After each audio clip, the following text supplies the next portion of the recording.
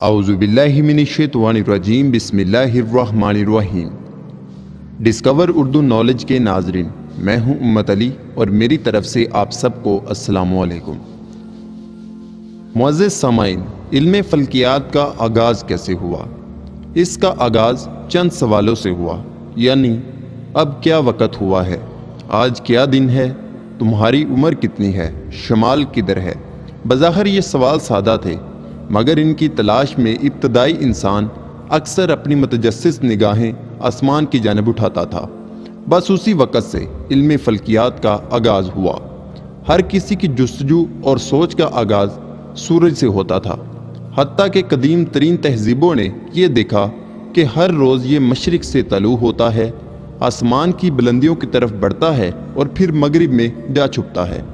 اس زمانے کے لحاظ سے یہ بات بڑی آسان تھی کہ زمین میں ایک چھڑی گاڑ دی جائے جو سورج کے سائے کی سمت متعین کرے اور اس طرح وقت کا اندازہ کر لیا جائے۔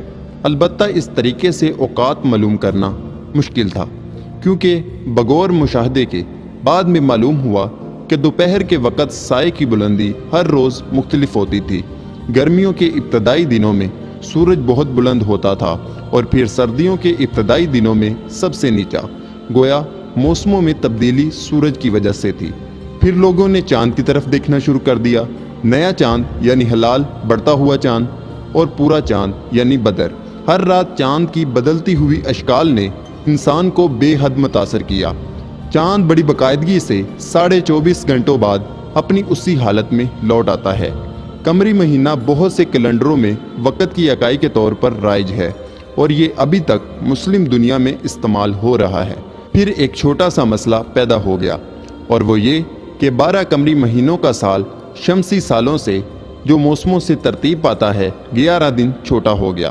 ان دونوں قسموں کے سالوں کو ایک دوسرے کے مساوی بنانے اور ایک دوسرے کے درمیان رد و بدل کو دور کرنے کے لیے ماہرین فلکیات ایک لمبے عرصے تک الجھن میں پڑے رہے۔ معزز سامعین، چاند واقعی رات کی ملکہ ہے، لیکن ستاروں کو بھی بلایا نہیں جا سکتا۔ جلد ہی یہ مشاہدہ کیا گیا کہ یہ تمام ستارے ایک مقررہ نقطے جو شمال کی طرف ہے کے گرد گھومتے ہیں۔ ایک ستارہ شمال کی طرف مقررہ نقطے کے قریب چمکتا تھا اور فقط وہی ستارہ اپنی جگہ پر قائم رہتا تھا۔ سائنسدانوں نے اسے قطبی ستارے کا نام دیا۔ اپنے تصور کے مطابق انسان نے ستاروں کو ایک دوسرے سے ہم آہنگ کر دیا اور ان جھرمٹوں کو جانی پہچانی شکلیں دے دی۔ ہر قوم نے ایک افسانوی انداز میں اپنے بہادر اور پر اسرار جانوروں کے ناموں سے آسمان بھر ڈالا، لیکن تقریباً تمام قوموں نے انہیں ریچھ کی شکل میں متشکل کیا، جنہیں ہم دب اصغر اور دب اکبر کہتے ہیں۔ معزز سامعین، سب سے پہلی عظیم تہذیبوں کا آغاز میسوپوٹامیہ اور مصر سے ہوا۔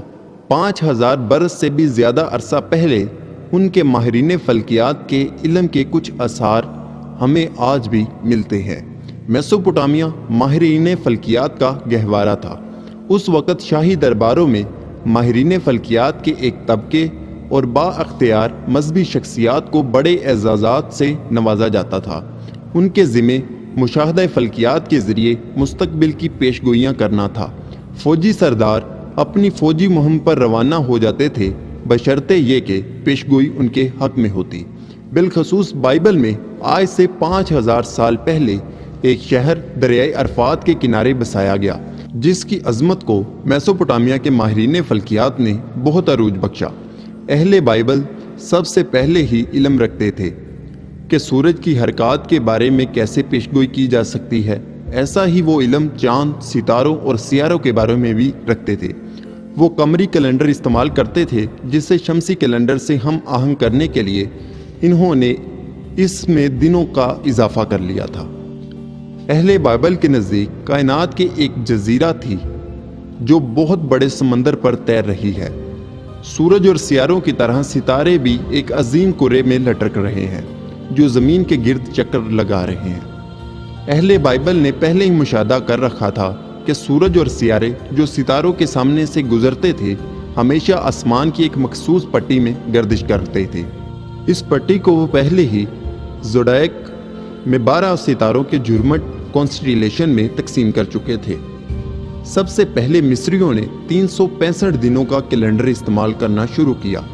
ہر سال بالکل انہی دنوں میں دریا نیل میں سیلاب آتا تھا، جس کی وجہ سے کسانوں کی زمینیں زرخیز ہو جاتی اور ان کی زندگیاں معمول پر آ جاتی۔ اب انہیں معلوم ہوا کہ آسمان کا روشن ترین ستارہ سائرس سیلاب کے ان ایام میں طلوع آفتاب سے تھوڑی دیر پہلے آسمان پر نمودار ہوتا ہے۔ اس سیلاب کے بار بار کے انتظار سے وہ اس نتیجے پر پہنچے کہ ایک سال 365 دنوں کا ہوتا ہے۔ چند خاص ماہرین کا خیال ہے کہ غزہ کے اہرام کا نقشہ سائرس نامی ستارے اور اس کے قریب ترین ستاروں کے مقامات کے مطابق مقرر کیا گیا ہے۔ ناظرین کرام، اگر آپ خلا کے بارے میں اور بھی ویڈیوز چاہتے ہیں تو ہمارے چینل کو سبسکرائب کر کے ہمارے ساتھ جڑ جائیں تاکہ ہماری ہر نئی آنے والی ویڈیو آپ کو سب سے پہلے مل سکے۔ ہماری ویڈیو دیکھنے کا بہت بہت شکریہ۔ اپنے دوستوں اور رشتہ داروں کا خیال رکھیے۔ اللہ حافظ۔